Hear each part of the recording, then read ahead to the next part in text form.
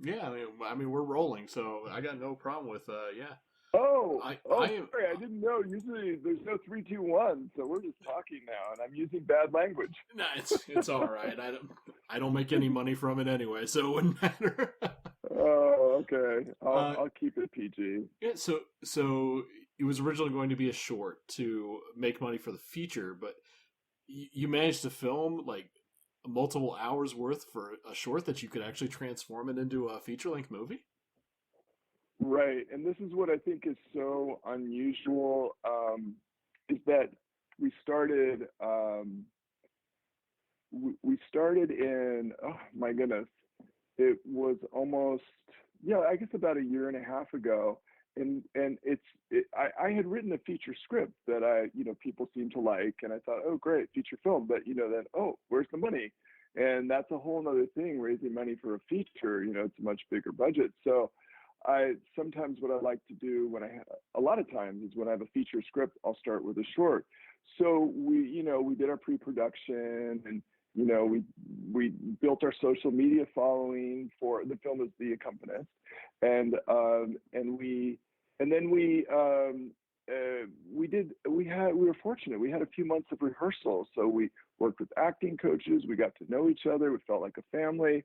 So a lot of time together. So by the time we got on set in October 2018, we were ready to go, and so we shot our short film, and then when the DP and the editor, they do an assemblage. So once they put together, they call me up and they go, "Hey Fred, we really think you should go back and make a feature because we already have 62 minutes of footage and it's pretty good."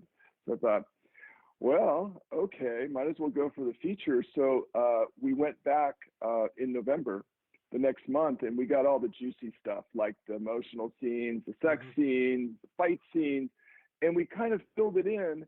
And a lot of it was from the feature script. So we kind of went, not like Memento, but we kind of went backwards. We Mm-hmm. cut it all down and then put it back in. And after 4 months of post, we ended up with a 93-minute film that has won a lot. Thank goodness, won a lot of awards at film festivals, and is being released June 2nd by the wonderful Dark Star Pictures. So it's been an amazing ride for me. The subject matter is something that you never see brought up anywhere.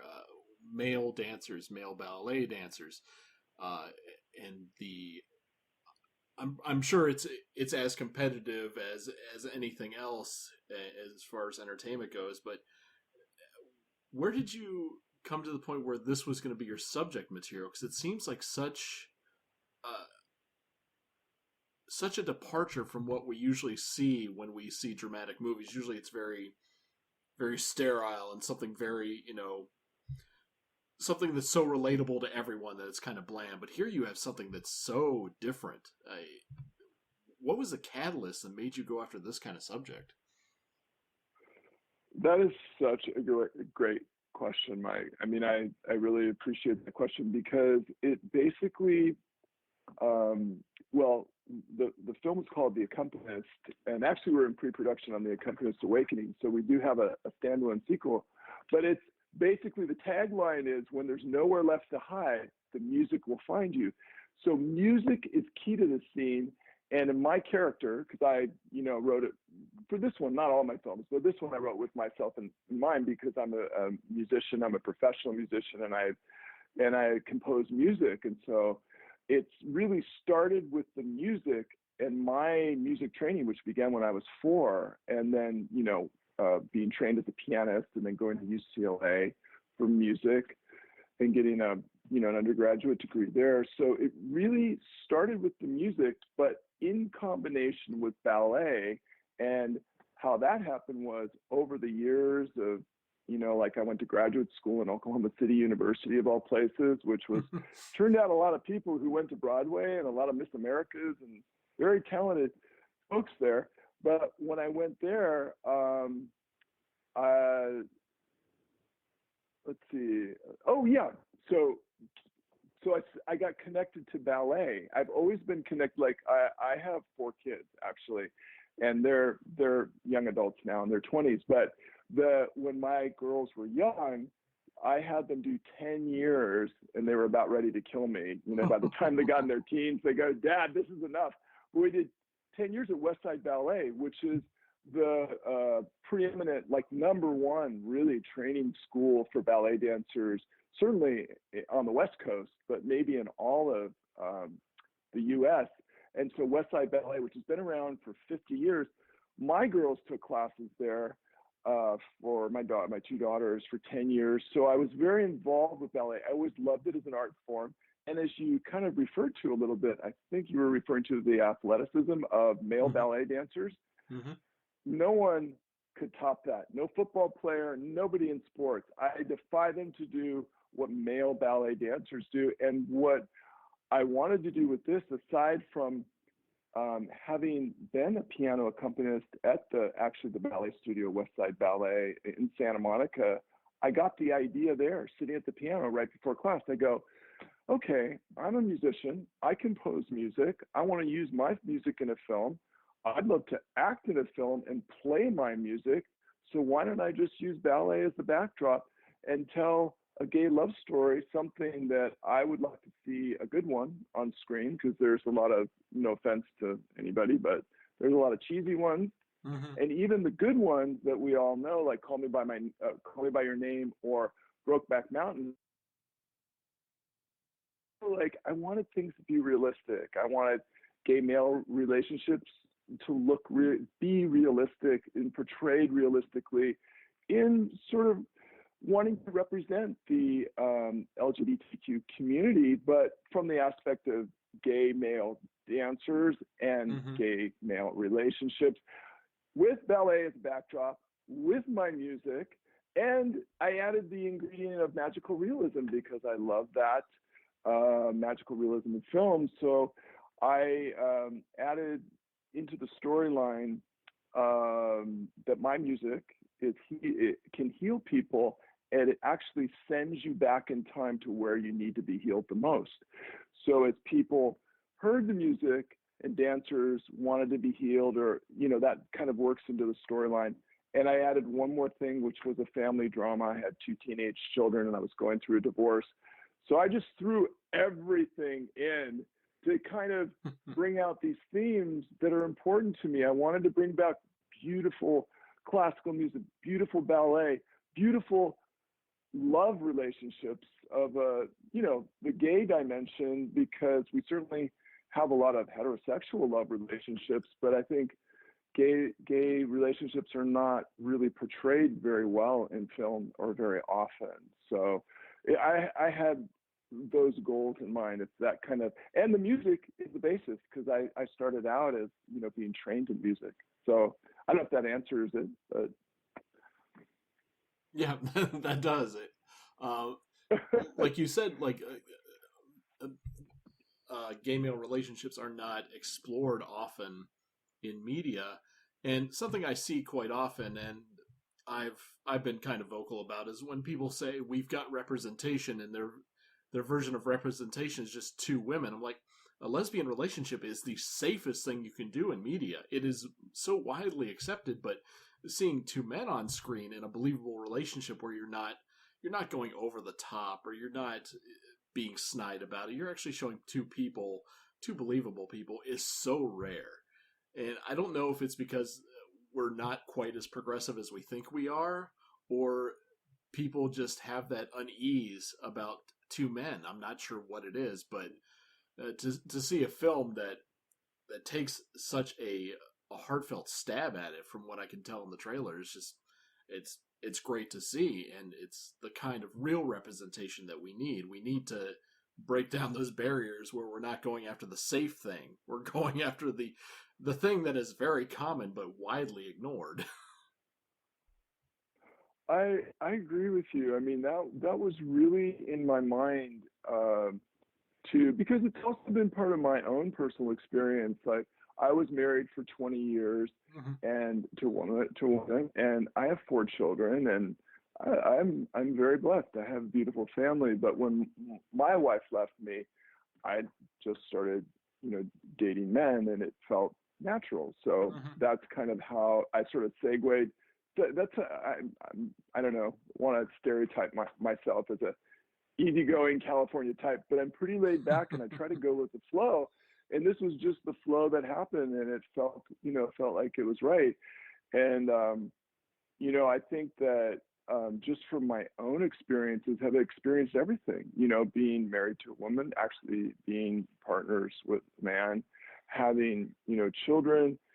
I just felt like, yeah, I just what you were saying. I just felt like this is something we don't see, and if we see it, it's either cheesy or it's not well done or it's not realistic.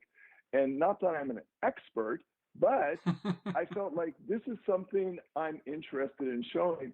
So we do have sex scenes in the movie, but they're not gratuitous. They're actually showing what happens in a gay male relationship, what it would be like, because again, as we said, it's not something that people, the norm of the population, understand. It may seem frightening. It's like, oh, two guys together, what's that? Because we still are kind of a puritanical culture in a lot of Hmm. ways. I mean, we do have that basis for our background and our spirituality and religion, a lot of the stuff in our culture. So, but the thing also, in addition to that, because I love music so much, and because I think it's such a powerful universal force, and I love ballet as an art form and its athleticism, I wanted to show it from the male perspective. Again, we have movies like Black Swan where we get a lot of the female perspective, and that was a very interesting film. But again, I wanted to show ballet, like, what is it like when you really go to ballet class? I've played hundreds of ballet classes. I know what it's like, from all perspectives. And so we were fortunate to gather some professional dancers and some people from the studio that work at the studio to teach. Or we had, there's a sequence in the film where four of the guys and my lover Brandon Wachowski, who's trying to go a step up in his career as a ballet dancer.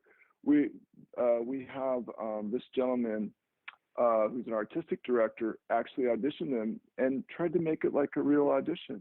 And so yeah, but again, there's some fantasy in there because we do have the magical realism aspects to it. So and then there's a mystery because it's the pitch is like Call Me by Your Name meets Black Swan meets The Green Mile because of the mysticism in it, and The Sixth Sense because there's a twist at the end that really nobody guesses. So I won't give it away, but it kind of, I think why audiences or even at film festivals have responded to it is because it's not because I did it. I'm not egotistical that way. I'm just thinking that this subject matter, it's more unique and original to people. So they are maybe craving something as an alternative to franchises and sequels and superhero movies, which all have their place. But, like we got to balance it out here a little. Hmm. Uh, the filming these men doing their training or their warm ups or the actual art of dance in this film, it's got to be very taxing when you're filming it. You have to do your multiple angles. You have to frame so many different shots. I mean, how did these guys cope with what was probably a very strenuous time on them, even though they are like they're at their peak athleticism.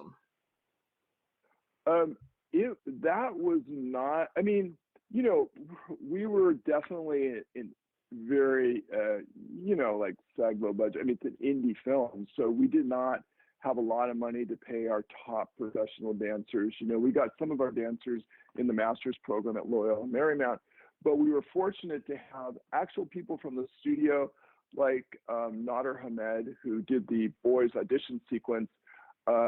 He danced with Nuria for 4 years and danced with principal companies all over the world.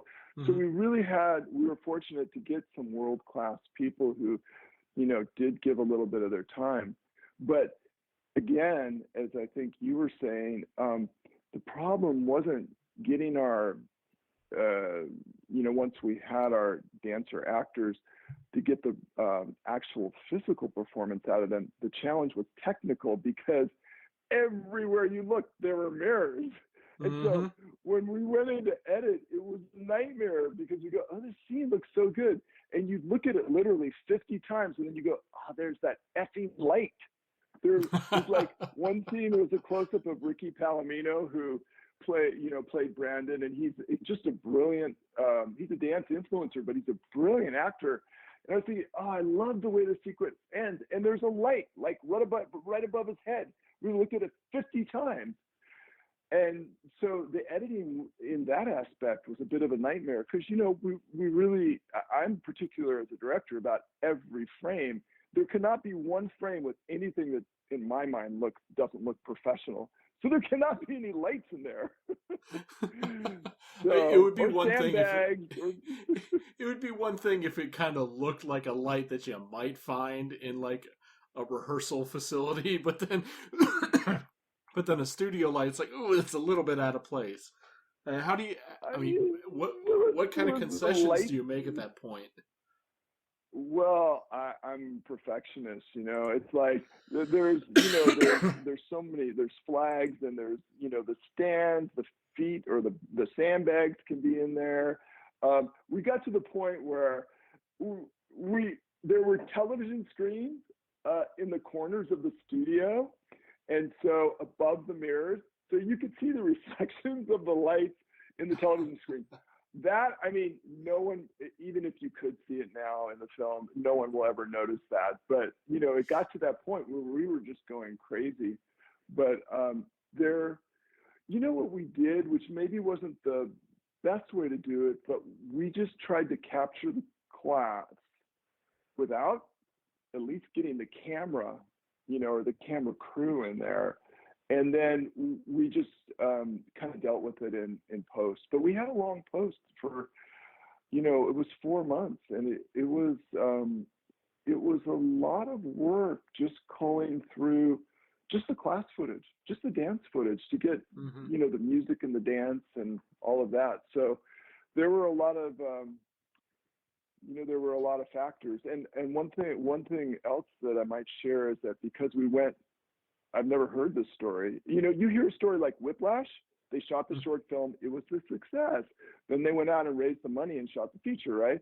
This went from short to feature all at the same time. So I don't know if I mentioned this before, but we shot in October 2018, but we actually went encouraged. I may have mentioned this, but by the DP and the editor, went back and, oh yeah, I had said, shot all the juicy stuff, which was fun, Oh, good, we can go back and shoot the sex scenes and the fight scenes and there, there's as you can tell from the trailer, there's a lot of drama that goes on in the film. Mm-hmm.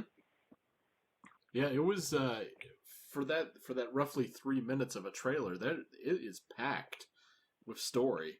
It's not just a whole bunch of just quick flashes. I mean, you could easily do that. You could just have a guy in front of a mirror and put some music in there and just have him do something over maybe like a voiceover that's kind of telling a rough idea of the narrative. But no, you show what that movie is. There is no two ways about it. You know what you're getting into when you see this movie if you watch that trailer.